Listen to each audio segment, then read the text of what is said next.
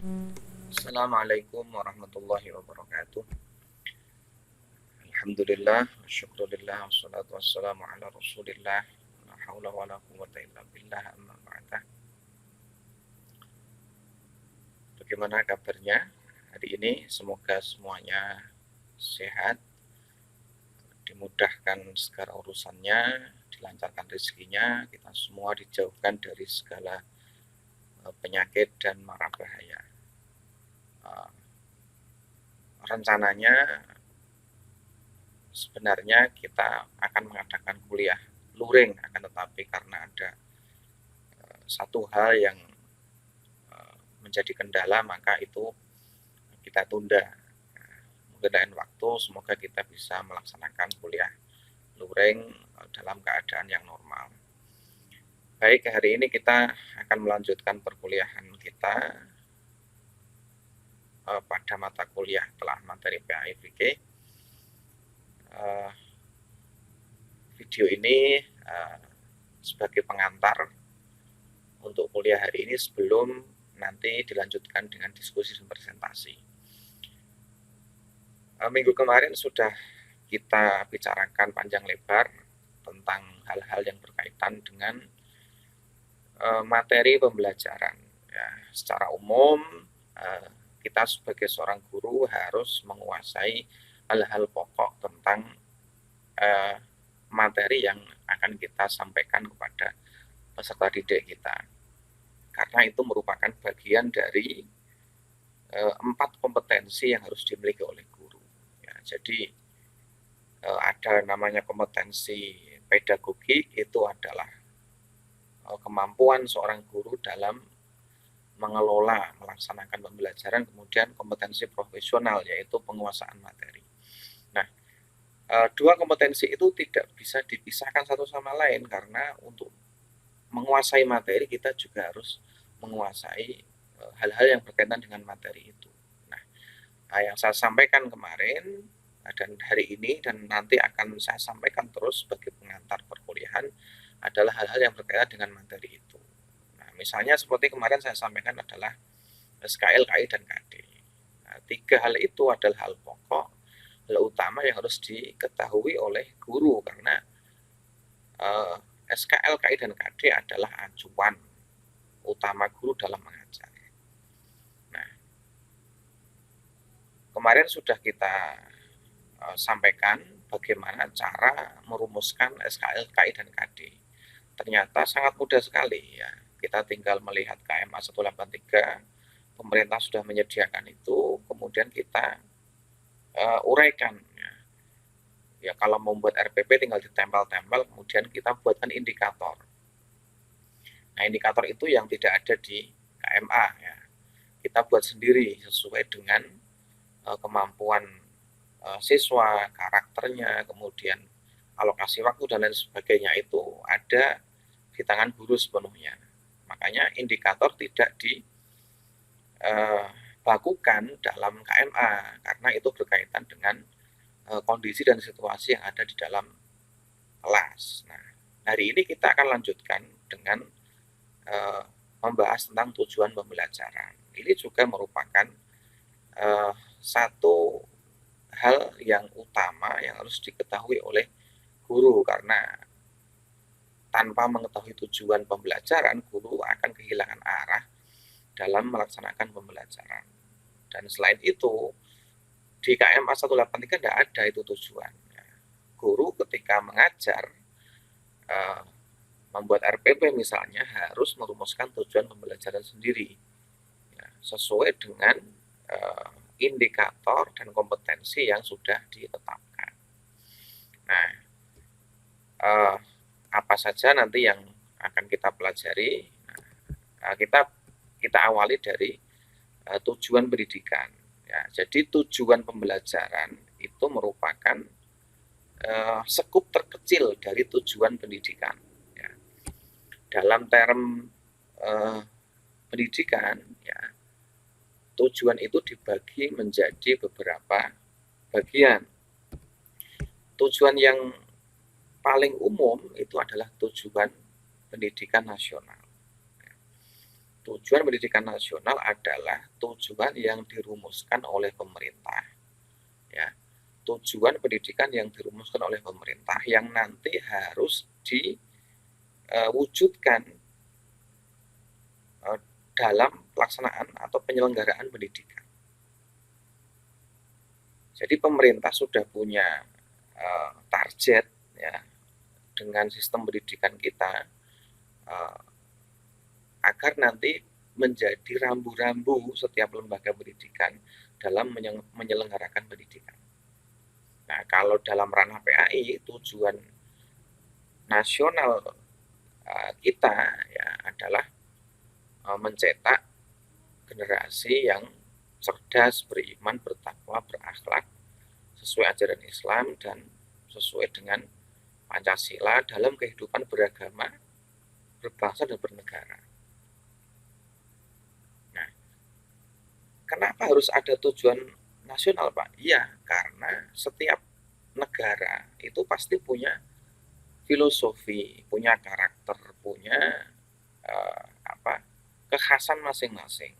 Sehingga setiap negara harus merumuskan tujuan pendidikan nasional itu ya, agar generasi yang akan datang itu ada target yang harus dicapai. Jadi target pemerintah kita ya, dengan pendidikan nasional itu ya tujuan nasional itu ya, ada dalam tujuan nasional itu.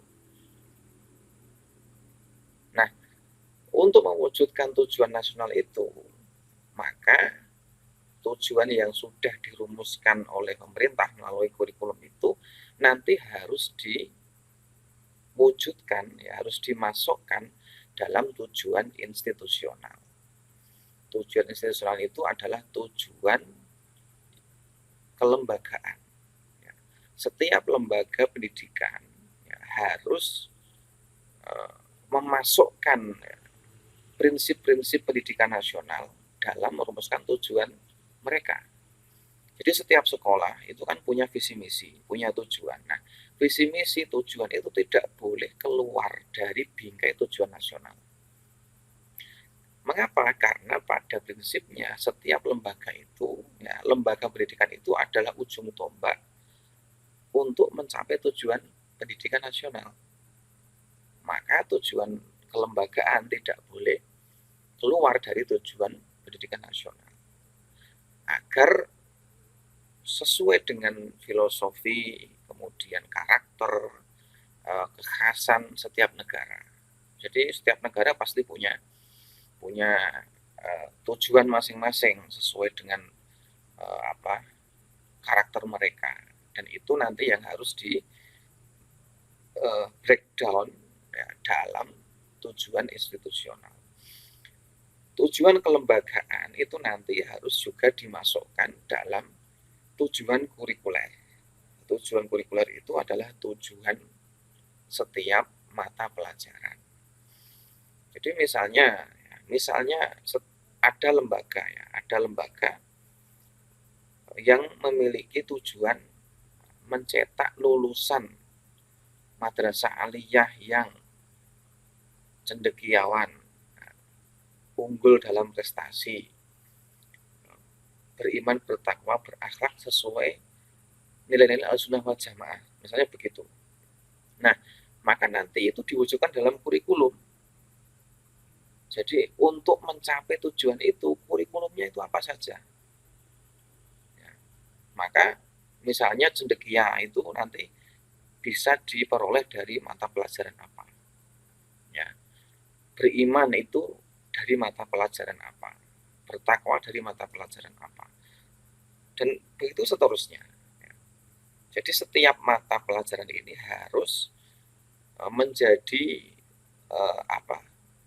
penunjang setiap lembaga untuk mewujudkan tujuan institusional. Nah, dari tujuan kurikuler itu kemudian nanti dipecah lagi atau dijabarkan dalam tujuan pembelajaran. Nah, maka tujuan pembelajaran itu adalah tujuan yang paling rinci atau yang paling bawah. Tujuan pembelajaran itu Skupnya adalah per tema, ya. Per tema dalam setiap mata pelajaran.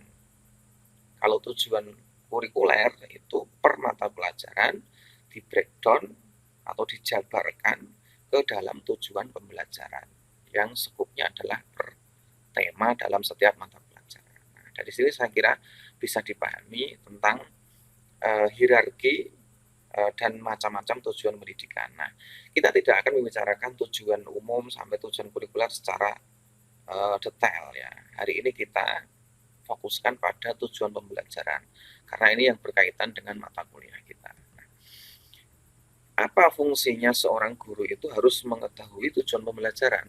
Nah, ya, tujuan pembelajaran itu harus diketahui oleh guru, harus dirumuskan oleh guru, ya, karena itulah pijakan guru dalam mengajar.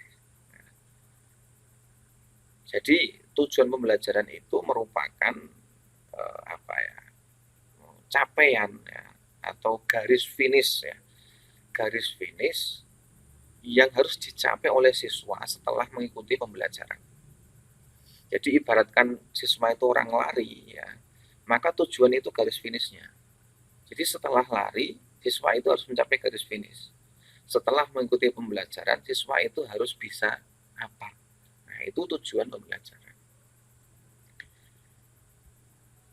Nah, dalam konteks pembelajaran, ya, sebagaimana kita ketahui di K13, misalnya di KTSP, tujuan pembelajaran itu dinyatakan ya, dalam bentuk perilaku. Ya, dalam bentuk perilaku, ya biasanya diwujudkan dalam kata kerja. Dalam bentuk perilaku atau penampilan dalam bentuk pernyataan yang menggambarkan hasil belajar yang diharapkan. Ya, jadi tujuan pembelajaran itu dinyatakan, ya, ditulis dalam RPP misalnya, dalam bentuk pernyataan yang menggambarkan hasil belajar dari siswa. Nah, tujuan pembelajaran itu harus dirumuskan dalam bentuk perilaku. Nah, perilaku biasanya dideskripsikan dalam bentuk kata kerja.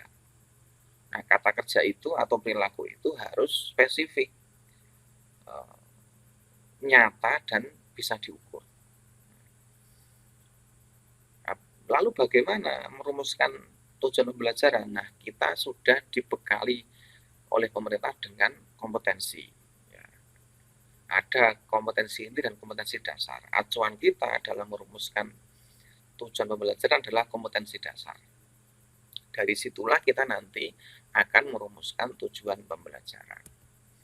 Nah, kalau sudah ada kompetensi dasar, lalu ada tujuan pembelajaran, itu bedanya apa, Pak? Nah, disinilah perbedaannya. Kompetensi ya dan tujuan itu memang sama-sama menunjukkan kemampuan yang harus dicapai. Ya. Berupa perilaku yang dideskripsikan atau dinarasikan dalam bentuk kata kerja. Memahami menjelaskan, mempraktekkan, mendemonstrasikan, menghayati, ya, menerima, menunjukkan. Nah, itu kata-kata yang digunakan, kata kerjanya sama antara kompetensi dan tujuan pembelajaran. Memang sama. Dalam hal ini sama. Bahwa kompetensi dan tujuan pembelajaran itu sama-sama menunjukkan perilaku yang harus dicapai. Lalu di mana perbedaannya? Nah, disinilah letak perbedaannya. Jika kompetensi itu hanya mencantumkan perilaku yang harus dicapai, perilaku yang harus dikuasai. Nah, misalnya KD nomor 1, ya. Saya contohkan misalnya sholat jamak dan qashar seperti kemarin. KD nomor 1 KI 3 ya, KD nomor 1. siswa mampu menjelaskan pengertian sholat jamak dan qashar, misalnya begitu. Nah, di situ di KD itu hanya ada ukuran kemampuan yang harus dicapai, ya, atau hanya ada perilaku yang harus dicapai. Nah, sementara di tujuan pembelajaran itu tidak hanya perilaku yang harus dicapai, tetapi di situ juga ada perubahan perilaku. Ya, ada perubahan perilaku setelah siswa mengikuti pembelajaran. Ya. Selain itu, ya, di dalam rumusan tujuan itu juga harus mencantumkan kegiatan pembelajaran yang dilakukan, sehingga perubahan perilakunya itu tampak. Karena memang tujuan pembelajaran itu adalah perubahan perilaku. Nah, ini contohnya. Misalnya, ini kita punya kompetensi dasar, ya, memahami ketentuan sholat jamak dan qashar. Nah, saya ingatkan sekali lagi, jika ada KD atau kompetensi dasar, kemudian penomorannya itu 3.2, seperti di contoh itu, maka cara membacanya atau cara memaknainya adalah KI 3 pengetahuan, KD nomor 2. Ya. Jadi nomor 3.2 di situ itu ada artinya, tidak hanya simbol saja, tidak. Ya. Berarti itu menunjukkan KI 3. KI 3 itu berarti pengetahuan, KD nomor 2. Memahami ketentuan sholat jamak dan qashar. Bawahnya juga begitu. Ya. Nomor 4 di situ itu menunjukkan KI nomor 4. Ya, atau keterampilan. KD nomor 2. Nah, bisa dilihat di situ perbedaannya. Nah, di KD, di kompetensi dasar, di situ hanya ada kata memahami ketentuan sholat jamak dan qashar. Ya, mengapa di KD cuma ada kata kerja, cuma ada perilaku? Ya karena KD itu, kompetensi itu adalah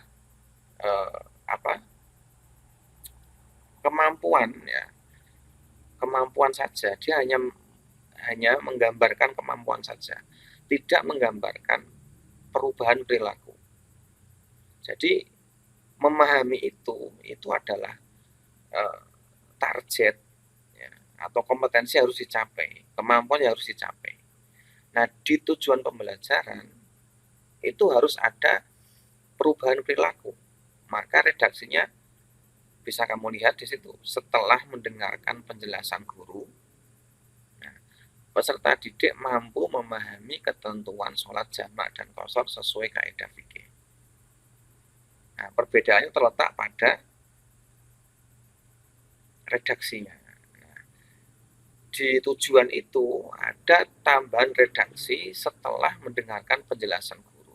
Ini yang saya masukkan tadi merupakan proses pembelajaran. Jadi di tujuan itu, ya, dicantumkan proses atau kegiatan pembelajaran yang dilakukan. Nah, setelah itu nanti baru menyampaikan kemampuan yang dicapai. Jadi di sini ada namanya perubahan perilaku. Ya. Jadi setelah mendengarkan penjelasan guru, peserta didik mampu memahami ketentuan sholat jamak dan qashar. Nah, saya kira dari sisi redaksi ini saya kira bisa dipahami, ya. Jadi kalau KD itu hanya mencantumkan kata kerjanya saja, ya, perilakunya saja.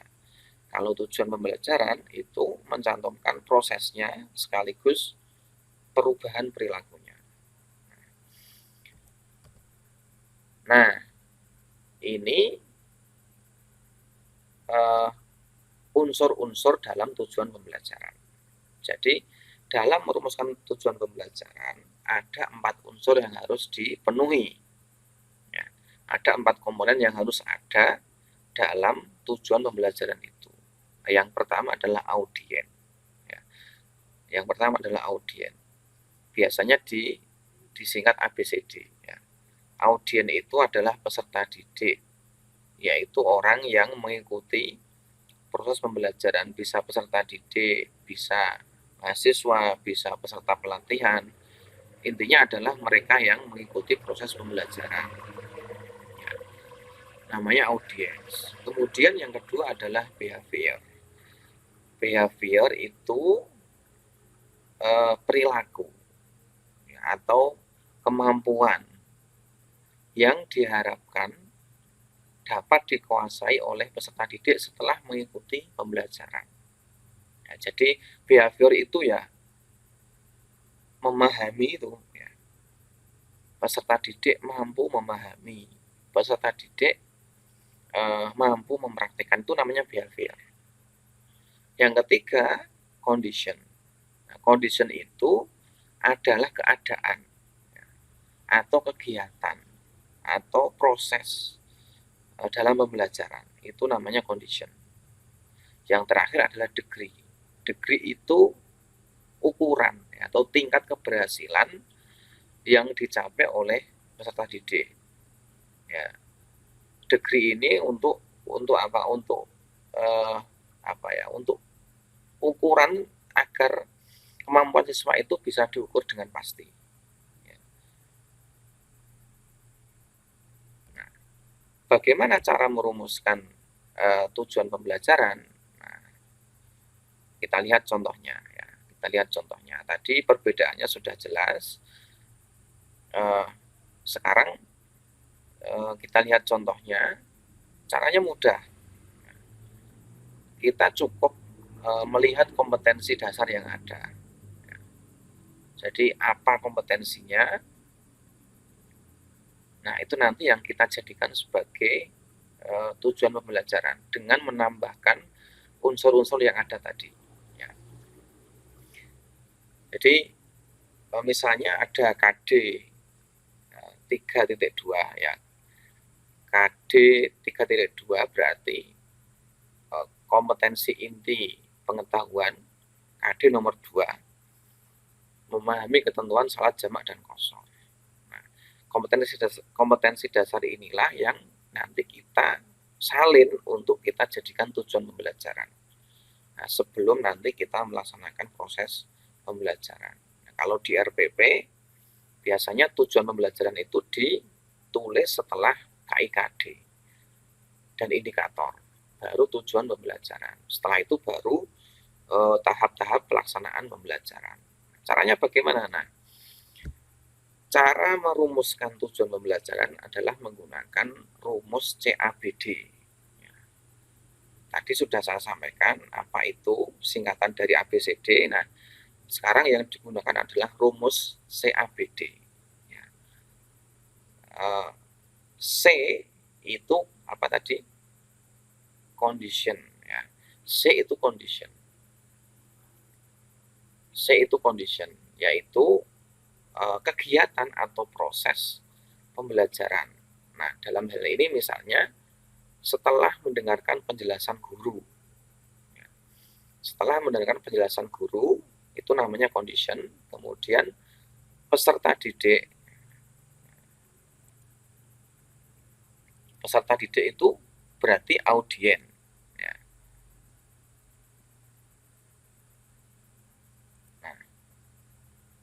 Nah, ini setelah mendengarkan penjelasan guru, ini adalah condition. Kemudian yang kedua adalah A, yaitu audien, peserta didik. Jadi C, A, kemudian B. B itu behavior. Behavior adalah perilaku yang harus dikuasai oleh peserta didik. Nah, ini behavior. Kemudian yang terakhir adalah degree atau ukuran. Nah, dalam hal ini ukurannya adalah kata sesuai kaidah fikih. Ya, jadi untuk merumuskan tujuan pembelajaran itu, ya, kita mulai dengan condition. Condition itu ya berarti guru mengkondisikan ya, setelah siswa dikondisikan dengan kegiatan pembelajaran, dalam hal ini kondisinya adalah mendengarkan penjelasan guru. Peserta didik ya, ini audien ya, mampu memahami ketentuan sholat jamak dan qashar. Ini adalah behavior, yaitu perilaku yang harus dimiliki oleh peserta didik. Dan yang terakhir adalah sesuai kaidah fikih. Ini degree ya. Degree ini tidak kamu temukan di KD ya. Hanya kamu temukan di tujuan. Mengapa? Karena untuk mengukur kemampuan siswa secara pasti itu kita membutuhkan degree. Ya, kita membutuhkan degree. Jadi sholat jamak dan qashar sing piye? Ya, yang bagaimana? Yang sesuai kaidah fikih. Atau misalnya bisa diganti yang baik dan benar. Atau kalau misalkan mata pelajari Quran hadis, setelah melafalkan surat Al-Kautsar bersama-sama, peserta didik mampu melafalkan surat Al-Kautsar sesuai dengan kaidah tajwid, misalnya begitu. Jadi jelas ya, terukur. Nah, ini tujuan pembelajaran. Ya. Nah, saya kira cukup jelas. Ya. Jadi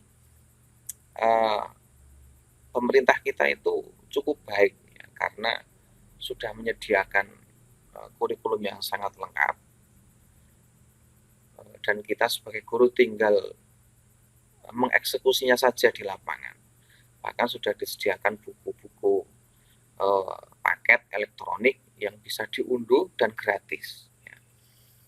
Jadi saya kira dalam hal ini pendidikan kita itu sekarang sudah cukup maju ya, daripada pendidikan di masa saya misalnya. Itu sudah cukup maju dan guru sudah disediakan berbagai sumber pembelajaran, baik itu online maupun offline ya. Jadi saya kira tidak ada kesulitan berarti untuk memahami hal-hal seperti ini ya.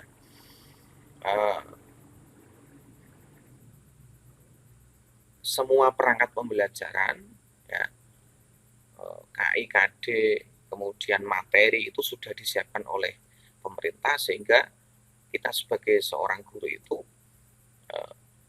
lebih mudah untuk mengajar.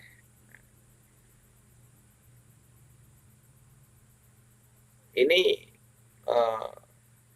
menjadi nilai lebih ya guru zaman sekarang daripada guru zaman dulu.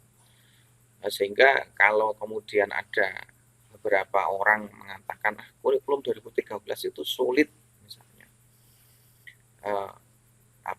rumit, bertele-tele dan sebagainya, itu saya kira karena mereka belum sepenuhnya memahami. Ya, justru dengan K13 itu kita dipermudah. Ya meskipun dari sisi kompetensinya, dari sisi administrasinya, kemudian penilaiannya itu memang jelimet ya, karena setiap unsur itu dinilai dalam K13 itu. Tapi pemerintah juga menyediakan sumbernya, menyediakan fasilitasnya, sehingga itu ketika bisa dimanfaatkan dengan baik ya, guru kepenak ya, sebenarnya enak-enak saja ya. Masalahnya beberapa guru mungkin ya karena kesibukan di luar sekolah ya, kemudian Pak